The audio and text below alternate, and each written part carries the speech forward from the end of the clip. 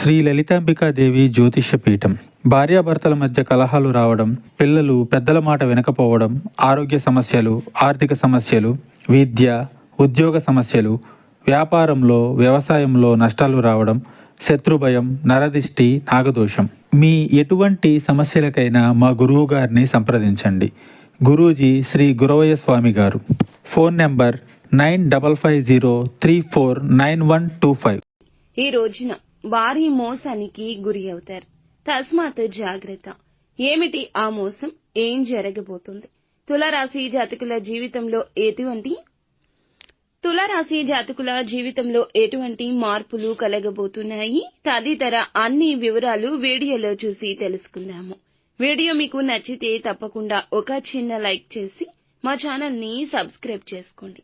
ఇక ఆలస్యం లేకుండా వీడియోలోకి అయితే వచ్చేద్దాము. ఈ రోజున ఈ రాశి జాతకులు చంద్రుడు కర్కాటకంలో సంచరించడం వలన ఈ రాశి జాతకుల జీవితంలో కొన్ని రకాల మార్పులు కలగబోతున్నాయి. వీరి జీవితం పైన తీవ్రమైన ప్రభావాన్ని చూపించబోతున్నాయి. ముఖ్యంగా ఈ రోజున శని కేతు దోషం చాలా ప్రమాదకరం.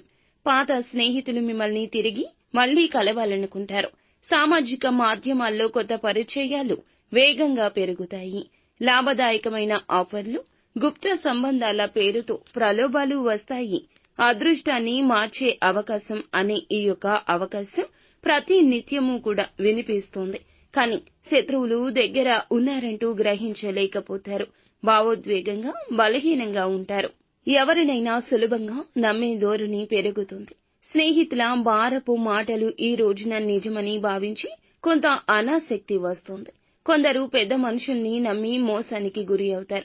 ఇది ఏ మాత్రము కూడా సాధారణ పరిస్థితి కానే కాదు. ఒక మోసపూరిత యంత్రాంగం మీ మీద నమ్మకాన్ని పెంచి ఆ పైన దోచుకునే యత్నం చేస్తుంది. ఒక ఆన్లైన్ ఫ్రెండ్ దగ్గర కావచ్చు, ఆఫీసులో లేదా బిజినెస్ లో దయ చూపుతూ దూరంగా ఉన్నా సరే బాగా దగ్గరగా ఫీల్ అవ్వాలనిపిస్తుంది. వారి యొక్క దయ నటన అని మాత్రం మీరు గుర్తుంచుకోండి. మిమ్మల్ని మునగ చెట్టు ఎక్కించి కిందకి తోసేస్తారు. ఈ రోజున ఓటీపీ విషయంలో, ఆన్లైన్ విషయంలో, వ్యక్తిగత సమాచారం విషయంలో తస్మాత్ జాగ్రత్త. బలవంతంగా కొన్ని పనులు మీతో చేయించడానికి కొంతమంది టార్గెట్ చేయొచ్చు. కావున చివరాఖరి వరకు కూడాను పట్టుదలను వీడవద్దు. తప్పు కాకపోతే తప్పు అని చెప్పండి. మీరు చేయకపోతే చెయ్యనని చెప్పండి. మొహమాటానికి అస్సలు వెళ్లొద్దు. అపరిపక్వత నిరాశను కలగచేస్తోంది. ముచ్చటగా ఈ రోజు కొంతమంది మాట్లాడినా వాళ్ళని చూస్తే నిజం అనిపించదు.